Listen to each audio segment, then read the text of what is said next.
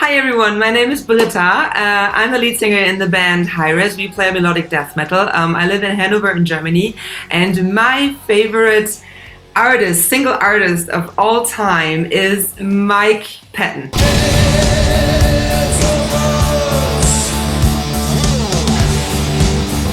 So Britta, let's go straight into it. Mike Patton. Maybe a part of it is also like, when you and I were much younger and teenage and very impressible by music, that will definitely have played a role when you discovered the artist. How did you discover Mike Patton? Tell us a little bit about that story and why did you love that artist so much? So the first time I have ever heard Mike Patton singing and I saw him perform in a music video was in the video for Epic.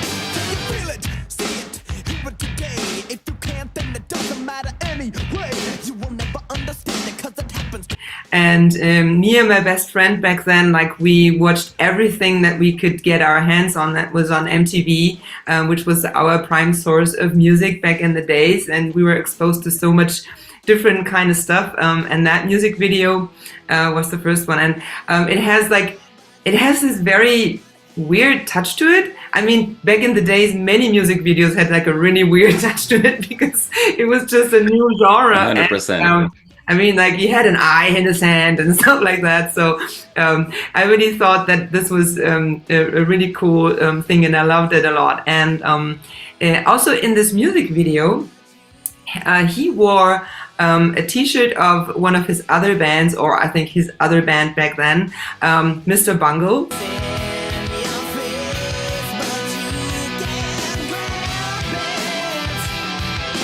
I did not know anything about Mr. Bungle, obviously, and I didn't even know that it was his band. But of course, especially as a young teenager, you kind of over-obsess about your favorite artist, and so I wanted to know everything about that. And we have to keep in mind that we didn't have YouTube. Record stores did not really have a lot of unique stuff that you could go for, and my musical taste was just starting to develop. So yeah, it was Faith No More and Epic, and then later on over the years I discovered all the creepy creature things that he was able to do with his voice and still is, and I was so impressed with that. Yeah. And being a unique artist, you used the word unique already. It's almost like we see that maybe back now in today's modern music, both in metal but also in mainstream, that artists that are now getting a lot of traction are people that are challenging the status quo, that are changing or that are breaking rules, if you will. And that's, Mike was a perfect example of that, who, they brought music that you would now classify under the heavy metal family, but was also very weird at the time, and a lot of people weren't ready for that. Was that part of why you were so drawn to it? I'm not sure, because I didn't really have, back in the days, I didn't really have much to compare it with. Right. But I don't think Mike Patton is a rule breaker. I just think he doesn't give a shit about any rules.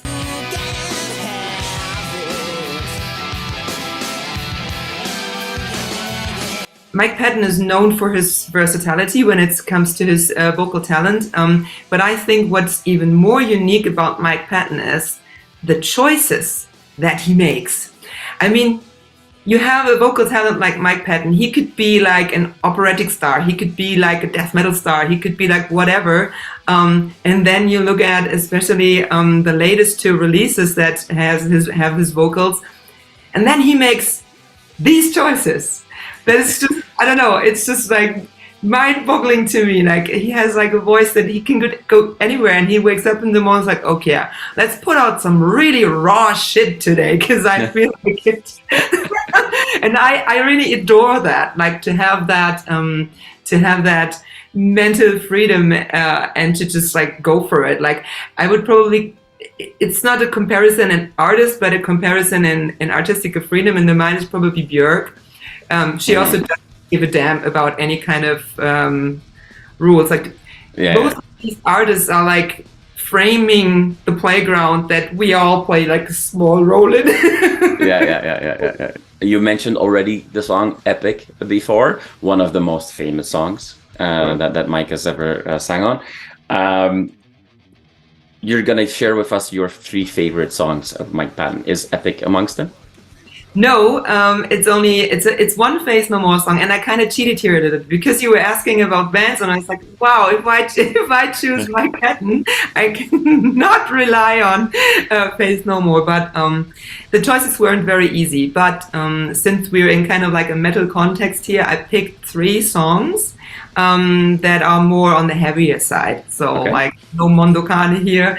I picked Mr. Bungle with Spreading the Thighs of Death.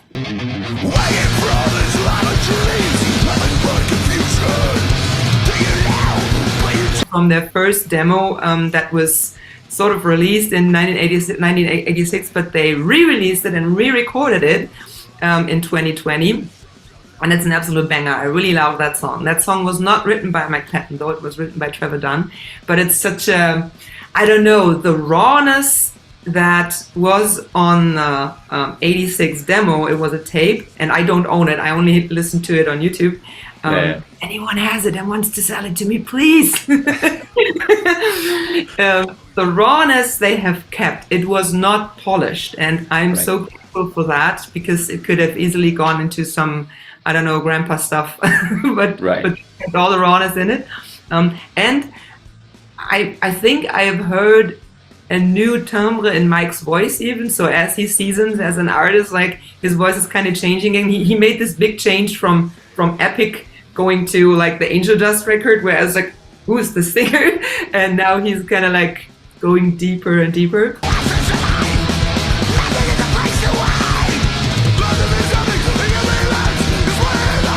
Then I have by Faith No More, Surprise Your Dad.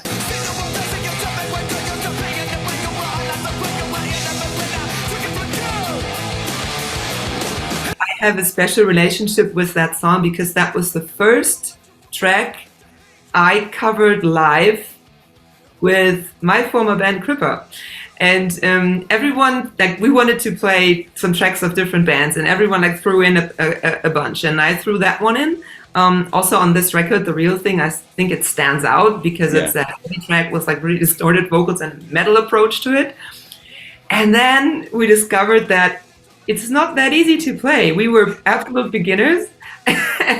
And the beat goes from like 6/8 to a 4 count right in the middle of the song, and it was just Well, I mean, people with a singer like Mike, who automatically sucks a lot of the attention. Some people might forget that in Faith No More, well, in all of his bands really, but in Faith No More, that's a group of stellar artists. Like that's not just, you know, anybody playing some music. Are there any recordings of your live takes of that song? I'm not sure. Maybe on like some tapes or whatever. I have never seen it on YouTube or so, but I've never looked for it.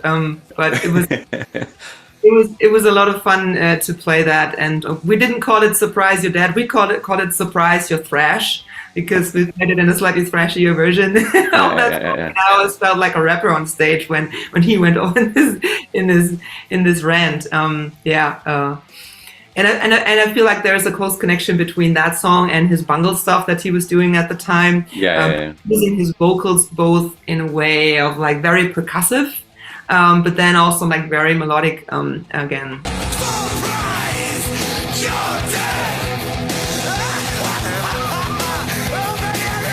The third song I picked is the song White Hats, Black Hats by Tomahawk. It's a 2013 release.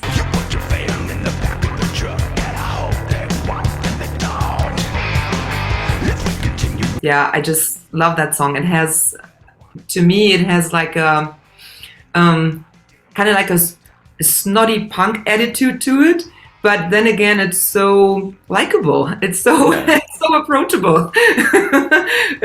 I get ambivalent feelings of that. And Mike Patton, as far as I know, wrote everything for that. not just the vocals and the lyrics, but also all the instruments. I'll shoot you off the range. Sell your daddy's grange. How do you feel that Mike's artistry is influencing you today? Maybe not so much influencing me in my own artistical output, but I try to remind myself, like, if I have an idea outside the box, just go for it. And I think back in the days when I started to listen to this kind of stuff, it opened probably a door for me to be perceptive to stuff that is not just like A, B, A, B, A, C, D, or and how much you can really do with your voice, and especially to use the voice not just as a transmitter of words and to place beautiful melodies in a song, but also to use it as an instrument, as a texture, as a layer.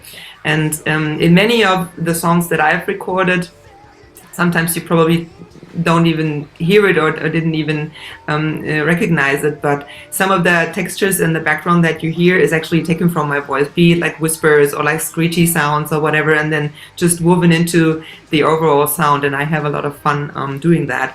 And I'm pretty sure that without Mike Patton and also the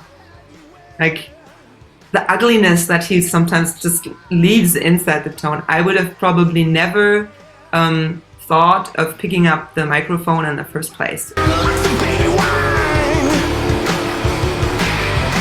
You got a wide brim. I always knew I could make weird sounds with my voice, and my parents have never stopped me. I think I've just like told that story of me being imitating like birds and stuff like that in class, and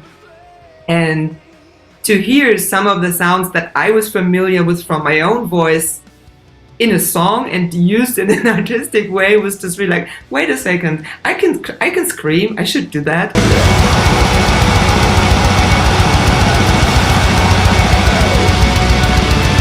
You're always working on a million things, so you're never, I don't think you ever have a day that you're not busy. But what are you currently busy with? What can the fans already know?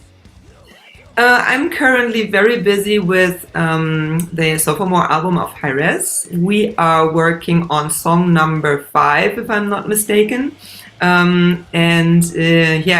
It's all coming together like a puzzle at the moment. So we're writing, we're exchanging demos. I mean, we don't live in the same city, so we don't practice, which is in some way a pity, but in another way, it's just like it gives everyone time to focus on their own stuff that they're doing. So we're sending demos back and forth and exchanging stuff in our band forum. And so I'm busy with lyric writing, phrasing. Also, like, I already recorded some tracks and I need to edit them, and everything's coming together. And we really hope that we can put it out this year. Who knows? So I don't want to make any promises. We don't have a release date yet or something like that, but there will definitely be a second Hiraes album.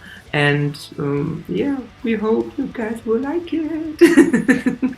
Awesome, Britta. Thank you so much for your time today and sharing us a little bit of an insight in your love for Mike Patton. Thank you so much, and we're obviously all very excited about that second Hiraes album coming our way soon.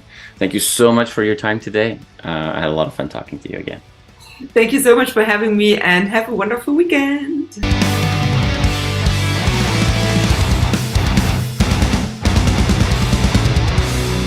You are awesome for watching this video. Click right here to see more content like it and subscribe to the channel.